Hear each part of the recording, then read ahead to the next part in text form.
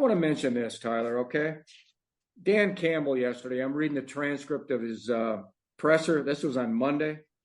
Now, the focus over here with the idiots is on Jameson Williams coming back off the suspended list, right? And people, like he's asked about 5 questions about Jameson Williams. And Jared Goff is asked about 5 questions on Tuesday in his presser. Jameson Williams, who has shown absolutely nothing except like he's going to be a real problem. He doesn't think on his feet. Tyler, he drops the ball. He dropped the ball in college. He's thin. He's skinny. He's going to get knocked off routes. Yes, he can run fast, but this is the NFL. He's not going to get free releases like he did in the SEC. This is a guy who's really going to hurt the Lions. Well, now he's ready to be active, and fans think, oh, my God, he's going to be averaging 27 yards a catch, and he's going to have 15 touchdowns and be Offensive Player of the Year. You got to tamp this down.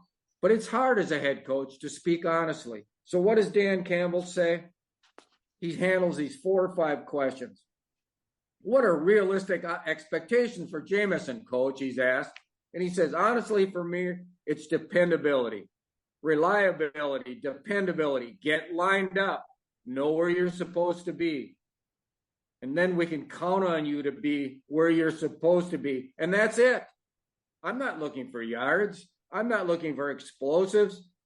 It's not about one player. We're about winning. And he tamps that garbage down. You can say what you want, but they are winning with St. Brown. Get him the ball. Josh Reynolds has had a really good year. You can knock him. He's not bad. You've got Khalif Raymond, who is a deep threat on those flea flickers, and he's a really crafty route runner for a little guy. Marvin Jones, he hasn't done bleep yet. He's not bad, and he is going to be in the right spot. And Antoine Green is a burner who ran 4.43 coming out. Jameson Williams, you start force feeding, you make him active and force feed the ball, and then the guy's going to be pissing and moaning because he doesn't get targets. He already has, Dan sees this thing for what it is, and some coaches wouldn't, but Campbell does. He's not going to turn this 3-1 start over to this guy and give him 45 snaps. You watch. He's going to be inactive the first 3 games, and there's going to be problems, but he's going to.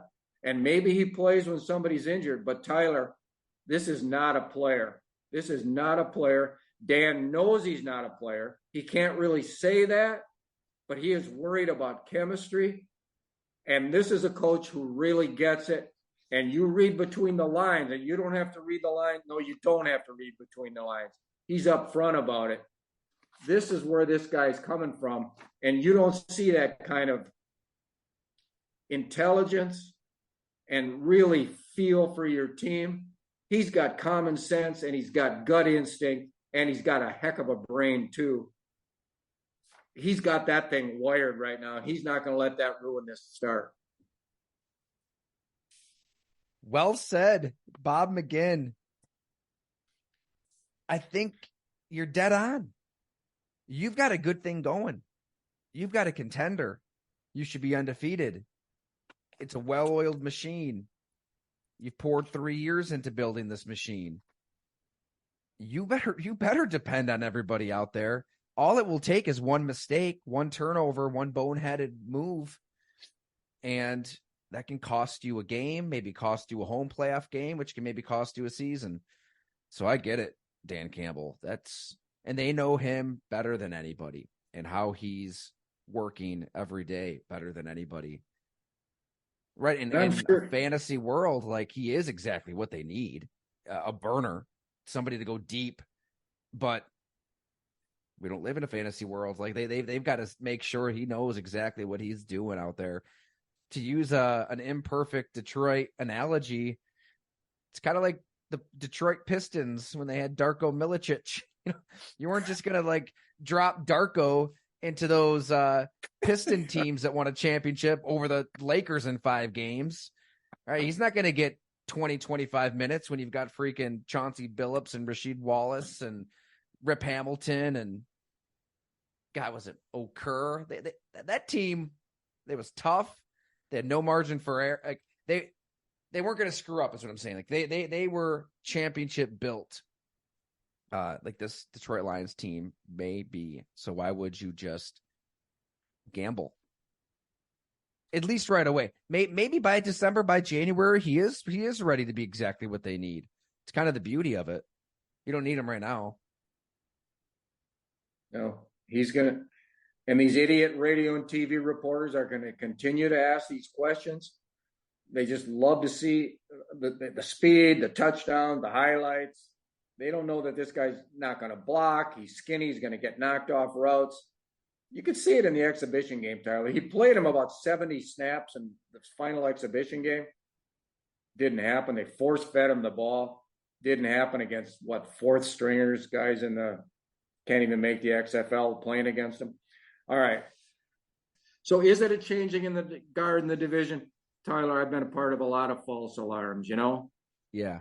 False alarms when the Bears went to the Super Bowl. False alarms of Randy Moss dominating Lambeau Field, turning it into his, a playpen over there against Sharper and all those guys. I've seen this, but Green Bay's held firm all these years. For 30 years, they've really been the best team in the division. How many division titles? Half of them, 15? That's a guess. But has it turned? I'm not saying that, but I'm saying I could see it when the Lions were losing all those games. Campbell's the real deal. Brad Holmes has done a good job. They got a hell of a coach, a hell of a staff over there. They're going to maybe lose their coordinators, Aaron Glenn and Ben Johnson. They could lose them both, which is really going to sting them. But Campbell's going to – this stuff he said on Jameson Williams, that was – all right, that meant a lot to me personally, just being around this division. So that's it there, T. Because that's a transaction that a Lions team of old makes in a hurry. Savior, top pick, get him out there right now. They don't really have to rush. They don't have to panic. There's zero panic. He's in complete and Brad Holmes drafted the guy. He wants to see his pick, all the shit he's going to take if the pick doesn't work, Right. If a guy who's less secure in his job, but he and Campbell are symbiotic, and they have all these other picks who are flourishing, from Laporta to Sewell to, Branch. Okay, on and on it goes. They've got all these players, Aleem McNeil. They're not going to just throw this guy on the field. Let's see what happens. We'll talk about that in the next few weeks. I don't think he's a player, and I'm going on record right now saying that. So we'll see.